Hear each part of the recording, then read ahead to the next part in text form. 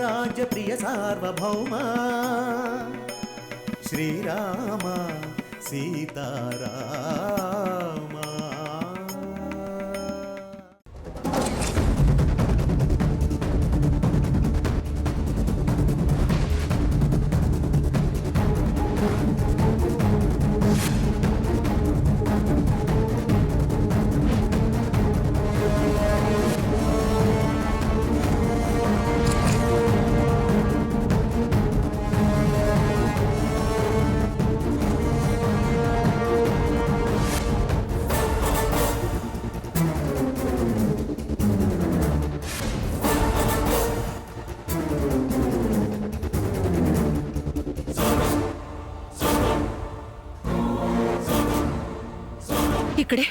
ఇక్కడే మీనాక్షి జైన్ ఉంచింది. మరి ఇక్కడే ఉంచితే ఎక్కడ లేడు కదండి. ఉంటారు మీనాక్షి. ఇంతలోనే మాయం చేశారంటే మనం వస్తున్నామని తెలిసిపోయి ఉంటుంది. లేదంటే రకరకాల ప్లేసులకి మారుస్తూ ఉండాలి.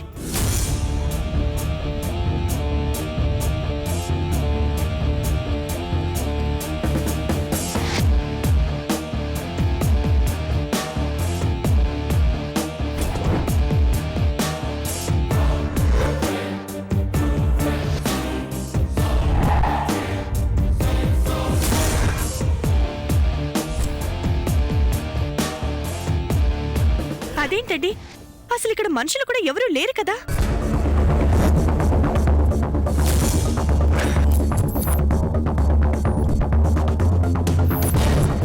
మీనాక్షి, నువ్వేంటిక్కడ? దేవ్, జై ఎక్కడా?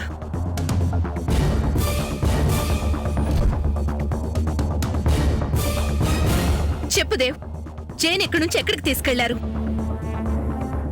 ఏంటో మాధవ్ గారు మీరు చెప్పేది? ఇంతకుముందు జై ఎక్కడే ఉన్నాడా? ఎక్కడున్నాడు జై?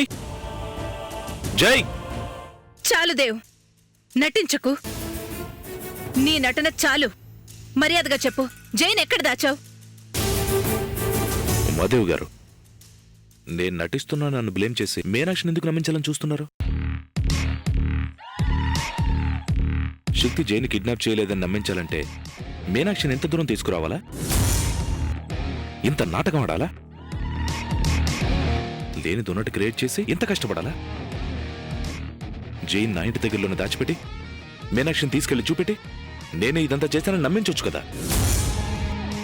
అంటే నువ్వు వేసిన ప్లాన్ని, అమలు చేసిన ప్లాన్ని నేను చేసినట్టుగా చూపించమంటున్నావా? మనుషులు అమాయకులు చేసి ఆడుకోవద్దంటున్నాను. మీ అధికారాన్ని, పలుకుబడిని మాలాంటి కామన్ పీపుల్ మీద యూజ్ చేయొద్దంటున్నాను. వాసుదేవ్, నా అధికారాన్ని ఉపయోగిస్తే 5 నిమిషాల్లో జై నా ముందుండేవాడు. 6వ నిమిషంలో అందుకు కారణమైన వాళ్ళు జైల్లో ఉండేవాళ్ళు. జైన్ నేనే కిడ్నాప్ చేశానని నిందవేశారు. మీనాక్షి ఇంటి చుట్టూ తిరిగి తన్ని నమ్మించారు. నా ఇంటి చుట్టూ తిరిగి నన్ను ఒప్పించాలనుకున్నారు. మీ మాటలు నిజాలని ఇప్పుడు నిరూపించుకోలేకపోయారు. జైన్ ఇక్కడి నుంచి తప్పించినంత మాత్రాన తప్పించుకోలేవు వాసుదేవ్. తప్పు చేసిన వాడే తప్పించుకోవాలని చూస్తారు. అయినా జై ఇక్కడ ఉన్నాడని మీకెవరు చెప్పారు? నా కళ్ళతో నేను చూశాను. అయినా తప్పు చేయని వాడివి నువ్విక్కడికి ఎందుకు వచ్చావు? జై కోసం మీరు వెతకడం గమనించాను. మీ కారును ఫాలో అయ్యాను. మీనాక్షిని తీసుకుని మీరు ఎక్కడికి వెళ్తున్నారో తెలుసుకోవడానికి ఇక్కడికి వచ్చాను. నేను చూసిన నిజాన్ని మీనాక్షికి చూపించాలని వచ్చాను. చూసిన వెంటనే పోలీసులను వెంటబెట్టుకు రావాలి గానీ ఇలా అమాయకులను వెంటబెట్టుకొచ్చి లేనిది ఉన్నట్టు నిరూపించాలని చూస్తారా? ఇదేనా మీరు చేస్తున్న నిస్వార్థ అధికారం? వాసుదేవ్, ఆపండి. ఏంటి మీరు చేస్తున్న పని? అసలు మీరేం చేస్తున్నారో మీకు తెలుస్తుందా? ఒక తల్లిగా నా పరిస్థితి ఏంటో మీకు తెలుస్తుందా? నేను ఎంత మానసిక క్షోభ అనుభవిస్తున్నానో మీకు అర్థం అవుతుందా? నువ్వు చేసావంటూ ఒకరి మీద ఒకరు నిందలు వేసుకుంటున్నారు, కానీ నిజం మాత్రం చెప్తున్నారా? ఓ కుటుంబం మీద మీకున్న కోపాన్ని తీర్చుకోవడం కోసం ఒక పశువాన్ని అడ్డం పెట్టుకుంటున్నారు.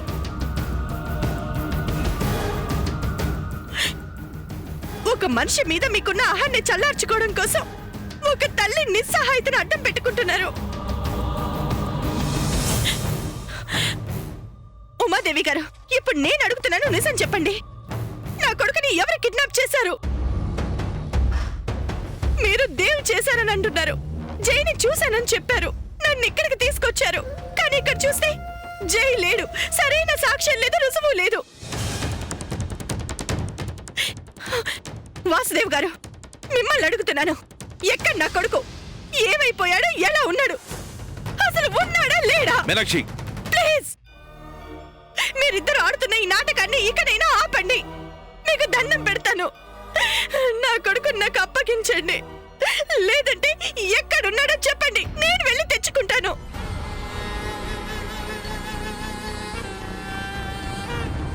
చెప్తే మీ తప్పులు బయటపడతాయని భయంగా ఉంటే కనీసం వేరే వాళ్ళతోనైనా చెప్పించండి.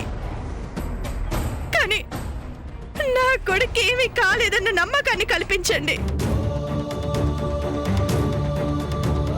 కనీసం నా బిడ్డ బతికే ఉన్నాడన్న భరోసానైనా కల్పించండి. నా బిడ్డ బతికే ఉన్నాడని చెప్పండి. మీకు దండం పెడతాను.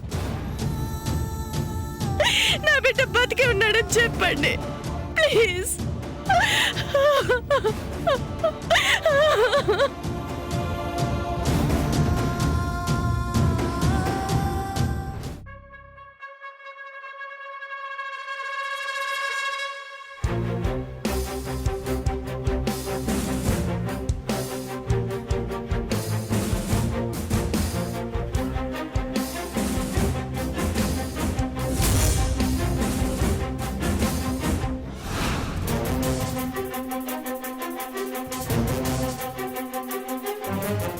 సింధు, అను దొరికిందా?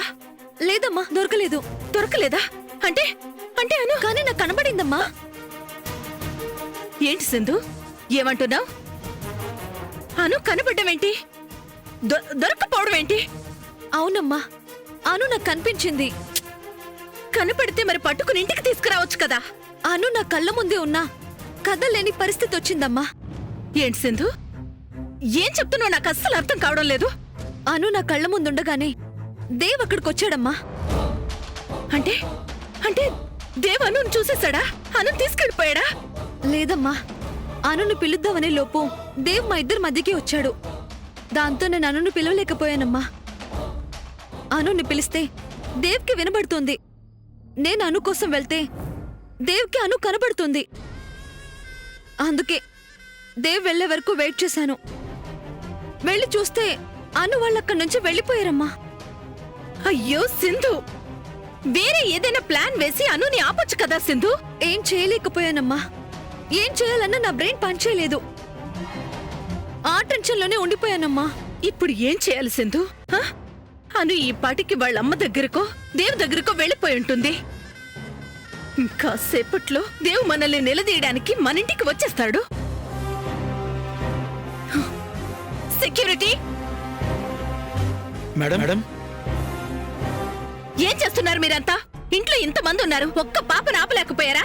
తను వెళ్ళిపోతుంటే వీడ్కోలు చెప్తూ ఉన్నారా? అమ్మా, పాప వెళ్ళిన విషయం మాకెవరికి తెలియదమ్మా. ఏ నిద్రపోతున్నారా? పాప ముందు గేట్ నుంచి వెళ్ళలేదమ్మా, వెనక్ గేట్ నుంచి వెళ్ళిపోయింది. ఆ విషయం తెలుసు. సెక్యూరిటీ అంటే ఇంటి మొత్తానికి కాపలా ఉండాలి, ఇంటి ముందు మాత్రమే కాదు. హ, ఇప్పుడు దేవి ఇంటికి వచ్చేస్తాడు, నన్ను నిలదీస్తాడు. నేనేం సమాధానం చెప్పాలి? అదిగో వచ్చేశాడు, ఆ దేవ్ వచ్చేశాడు. ఇప్పుడు ఏం చేయాలి? ఆ దేవికి నేనేం సమాధానం చెప్పాలి?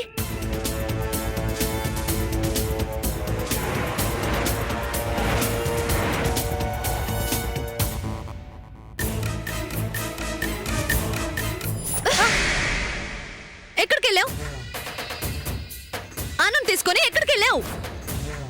అమ్మా, అది అత్త, నేనే తీసుకెళ్ళమన్నానత్త. ఎందుకు ఎందుకు తీసుకెళ్ళమన్నా? మీ నాన్న దగ్గరికి వెళ్ళడానికి, మీ అమ్మ దగ్గరికి వెళ్ళడానికా? అది కాదాను. హ? నీ కాళ్ళు బాగోలేవు. హ? నీకు నేను ట్రీట్మెంట్ చేయిస్తున్నాను కదా. ఓ పక్క నీకోసం మీ నాన్న గురించి వెతుకుతున్నాను. హ? ఈ టైంలో నువ్విలా నాకు చెప్పకుండా బయటికెళితే, బయట మళ్ళీ నీకు ఇంకేదైనా జరిగితే మీ అమ్మా నాన్నలకి నేనేం సమాధానం చెప్పాలి? సారీ నానమ్మా. చేసిందంతా చేసి ఈజీగా సారీ చెప్పేస్తావు. కానీ నీకేదైనా అయితే నీ అంత ఈజీగా నేను సారీ చెప్పలేను కదా. అయినా ఈ పని మనిషికి ఏవేవో చెప్పి బయటికెళ్లాల్సిన అవసరం ఏంటి? నీకిక్కడుండడం ఇష్టం లేకపోతే నాతోనే చెప్పొచ్చు కదా. నేనే ఏదైనా ఏర్పాటు చేసేదానిగా. నానమ్మ నానమ్మ అని పిలుస్తుంటే ప్రేమతో పిలుస్తున్నావనుకున్నాను. ఇలా ఇంటిలోంచి పారిపోవడానికి ప్రేమ నటిస్తున్నావనుకోలేదు. ఏంటివి? పూజ చేయించిన ప్రసాదం, తాడు ఇంకా సింధూరం నానమ్మ. బాబాయ్ బయటికి రావాలని ఆకు పూజ చేయించుకుంటే మీరు మధ్యలోనే ఆపేశారు కదా నానమ్మ. నా ప్రదక్షిణలు కూడా మధ్యలోనే ఆగిపోయాయి కదా, అవి నేను ఇప్పుడు పూర్తి చేసుకొని వచ్చాను నానమ్మ.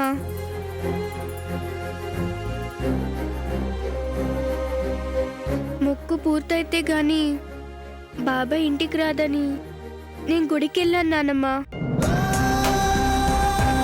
మొక్కు తీర్చేశాను నానమ్మ. ఇప్పుడు బాబాయ్ ఖచ్చితంగా బయటికి వస్తాను నానమ్మ. మిమ్మల్ని అడుగుదాం అనుకున్నాను, కానీ మీరు చాలా టెన్షన్లు ఏవేవో పనుల్లో తిరుగుతున్నారు. అందుకే నేను జ్యోతికి చెప్పి గుడికి తీసుకెళ్ళమన్నాను నానమ్మ.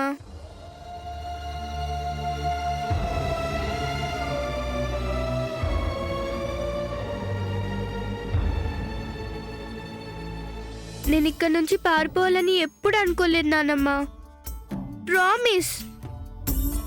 అయినా ఇక్కడ నుంచి పారిపోవాల్సిన అవసరం నాకేంటి? చెప్తే మీరు ఎక్కడికైనా తీసుకెళ్తారు కదా. సారీ అను, నన్ను క్షమించమ్మా. నిన్న అపార్థం చేసుకున్నాను.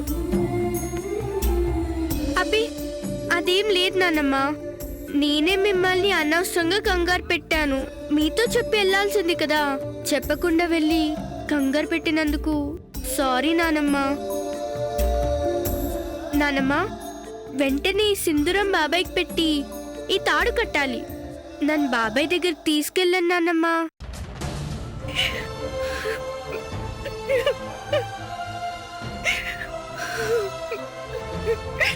నిజంగా నన్ను క్షమించాను.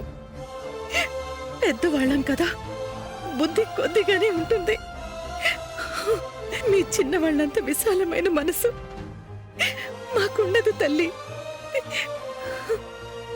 మీ చిన్ని మనసుల ప్రపంచం చాలా చిన్నది, కానీ దాని నిండా ప్రేమే ఉంటుంది.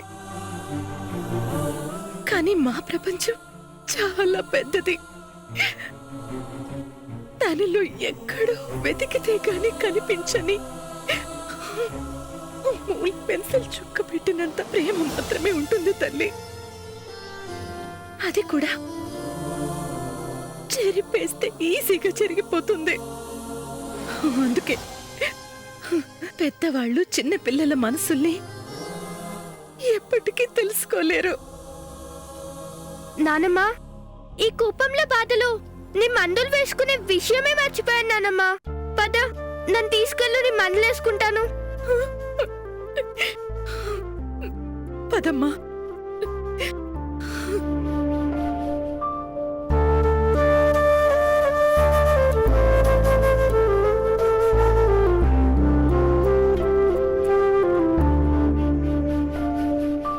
రవి అంకుల్, రవి అంకుల్, దించు. ఏయ్, నన్ను ఎక్కడికి తీసుకొచ్చావు? అసలు అక్కడి నుంచి ఇక్కడికి ఎందుకు తీసుకొచ్చావు? తొండమొహమా నిన్నే? నన్ను ఇక్కడికి ఎందుకు తీసుకొచ్చావు? అక్క నాకు గాలి నచ్చలేదు. అసలు నిన్నెవరక్కడికి రమ్మన్నారు? నన్నెవరక్కడ రమ్మలేదు, నిన్నే ఇక్కడికి తీసుకురమ్మన్నారు. అదే ఎవరు? ఆ శక్తే కదూ? నేను అక్కడి నుంచి వెళ్ళిపోతున్నానని తెలిసి నన్ను ఇక్కడికి తీసుకురమ్మన్నాడు కదూ? ఎవరైతే నీకెందుకు? వాళ్ళంతా చూస్తాను. చూసావులే, వేలడంత లేడు, అంతు చూస్తాడంట, అంతు. ఏ బొంత మొహందానా, ఎప్పుడైనా ఆటం బాంబుని చూసావా? నేనేం టెర్రరిస్టుని కాదు, నాకు వాటితో అంత పరిచయం లేదులే. అది చూడ్డానికి చాలా చిన్నగా ఉంటుంది, కానీ పేలితే పెద్ద సౌండ్ వస్తుంది. మనము అంతే. ఏయ్, మర్యాదగా చెప్తున్నాను, సౌండ్ చేయకు, సైలెంట్ గా ఉండు, లేదంటేనా. ఓయ్, నేను మర్యాదగానే చెప్తున్నాను. వేరే ఆలోచన ఏం పెట్టుకోకుండా నన్ను ఇక్కడి నుంచి పంపించేయి, లేదంటేనా ఆ, ఏం చేస్తావు? ఏం చేస్తావు? ఇక్కడి నుంచి పారిపోతాను. పారిపోతావా? ఎలా పారిపోతావమ్మా? ఇక్కడుంది సరోజ. సరోజానా తర్బూజానా? ఆ? మనం తలుచుకుంటే సరోజా నుంచి రోజా పీకేసి నీ చెవులో పెట్టి సర్రున పారిపోతా. ఆ, నా చెవిలో పువ్వు పెట్టి పారిపోతుంటే నేను చూస్తూ ఊరుకుంటాను మరి. ఆ పువ్వు తల్లో పెట్టుకొని నా వాలు జడతో నీ కాలు కట్టేసి ఓ మూల కూర్చోబెడతాను. ఏమనుకున్నావు? ఈ జడలు, ఆ తలుపు గడలు నన్నేం ఆపలేవు. ఏయ్, తలుపు తీయి! ఉసేయ్, తలుపు తీయి! అబ్బబ్బబ్బబ్బబ్బబ్బబ్బ! మంట ఇలా కొరికేశాడేంటి? నీ కుడి చేతికి సెగ్గెడ్లు రాను, నీ కళ్ళకు శుక్లాలు రాను. అమ్మో బాబో, వీడు తిట్టడంలో కూడా తండ్రికి మించిన కొడుకే. ఆ?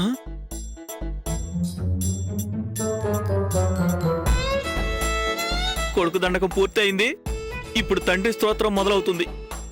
భగవంతుడా, పగవాళ్ళకు కూడా రాకూడదు ఈ కష్టం. ఆ, తీ, తలుపు తీ!